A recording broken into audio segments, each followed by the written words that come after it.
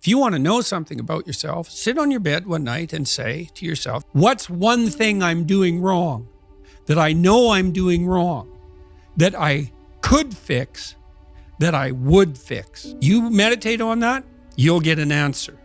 And it won't be one you want, but it'll be the necessary one. You write in the book, there is no faith and no courage and no sacrifice in doing what is expedient. What do you say to those viewers that don't pursue their dreams and are locked into their careers because they are too afraid to take risks and pursue something meaningful? Well, the first thing I would say is, well, you should be afraid of taking risks and pursuing something meaningful, but you should be more afraid of staying where you are if it's making you miserable. You're paying a price by sitting there being miserable. And if you're miserable in your job now and you change nothing, in 5 years, you'll be much more miserable and you'll be a lot older. But isn't it a luxury to pursue what is meaningful? Our viewers have mortgages, they have children, they have payments and loans. It's a luxury to pursue because we lack the resources. Now, I'm not talking about what makes you happy. It's a luxury to pursue what makes you happy. It's a moral obligation to pursue what you find meaningful. And that doesn't mean it's easy. It might require sacrifice. If you need to change your job too, let's say you have a family and children and a mortgage, you have responsibilities. You've already picked up those responsibilities. You don't just get to walk away scot-free and say, well, I don't like my job, I quit. That's no strategy. But what you might have to do is you think, well, this job is killing my soul. All right, so what do I have to do about that? Well, I have to look for another job. Well, no one wants to hire me. It's like, okay, maybe you need to educate yourself more. Maybe you need to update your curriculum vitae, your resume. Maybe you need to overcome your fear of being interviewed. Maybe you need to sharpen your social skills. Like, you have to think about these things strategically. If you're going to switch careers, you have to do it like an intelligent, responsible person. That might take you a couple of years of effort to do properly. One of the things I tell young men, well, and young women as well, but the young men really need to hear this more, I think, is that you should be a monster. You know, because everyone says, well, you should be harmless, virtuous. You shouldn't do anyone any harm. You should sheath your competitive instinct. You shouldn't try to win. You know, you don't want to be too aggressive. You don't want to be too assertive. You want to take a back seat and all of that. It's like, no, wrong. You should be a monster, an absolute monster, and then you should learn how to control it. Because the way the potential transforms itself into actuality is through discipline. You have to pick a path of discipline. What path of discipline you have to pick is a different issue. So there could be a rule. The rule might not be follow this rule. The rule might be you have to follow some rules. So it's a meta rule. And the meta rule is you have to discipline yourself. And the issue is, well, how? That's not really the relevant question. You can pick a disciplinary path. That's why I often tell my clients, especially young people, they say, well, I don't know what to do. It's like, that's okay. Nobody does. Go do something. Do the best thing that you can think of.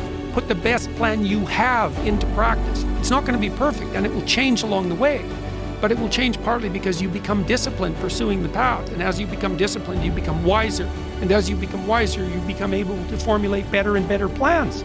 So you can start vaguely and confused and develop a plan that's not so great, and you start to implement it. And then you accrue incremental wisdom as you implement your flawed plan.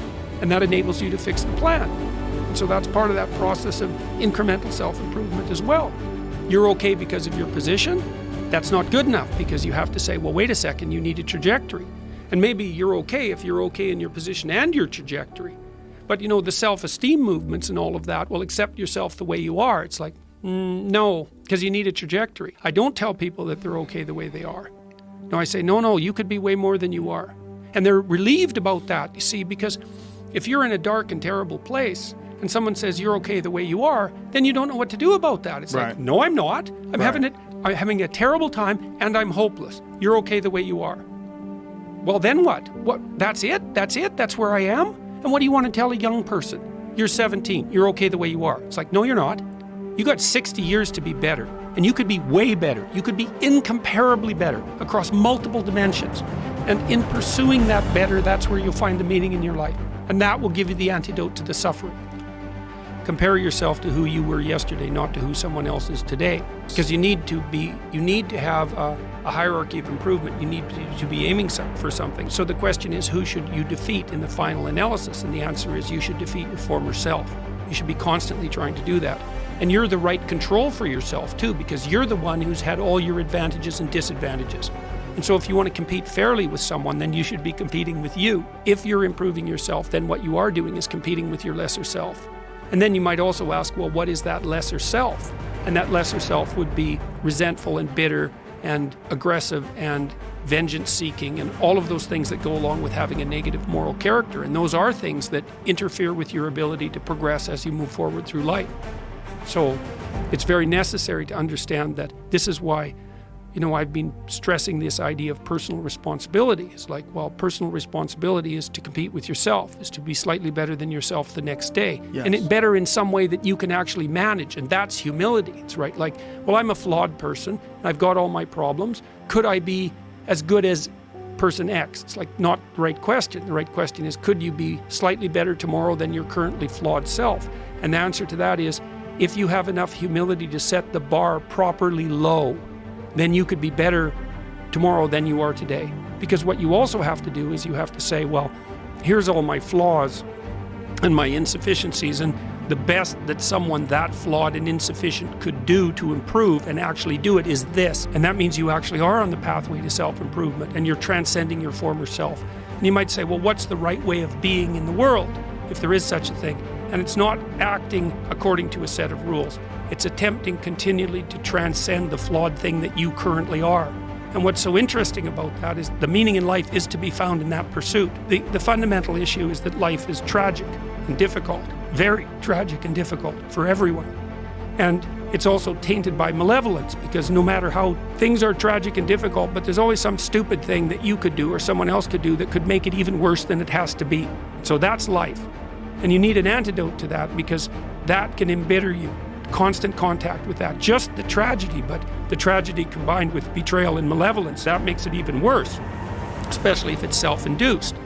Okay, so you need something to set against that so you don't get bitter and resentful. Well, what do you set against that? Doing something worthwhile, by your own definition, say. You need some reason to get the hell out of bed on a terrible day because you've got something good to do. Well, what's the best thing you can do? Transcend your current wretched and miserable self.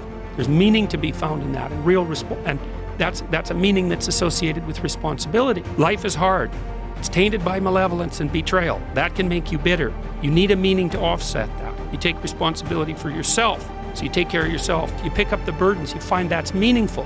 The best way to pick up the burden is to continually improve yourself, and that's where the meaning is to be found. And so that meaning is in the continual self-transcendence. That's letting your old self die and the new self be reborn. Because even if things are going really well for you now, there's going to be a time in the future where things are rough. You're going to be ill, family member's going to be ill, a dream is going to fall apart, you're going to be uncertain about your employment status. Like the flood is coming, right? The apocalypse is coming. It's always the case in life. And you have to be prepared for it. And the question is how to prepare for it. And the answer to that is to find a way of being that works even under the direst of circumstances. You've got the possibility to slowly raise yourself out of the mire.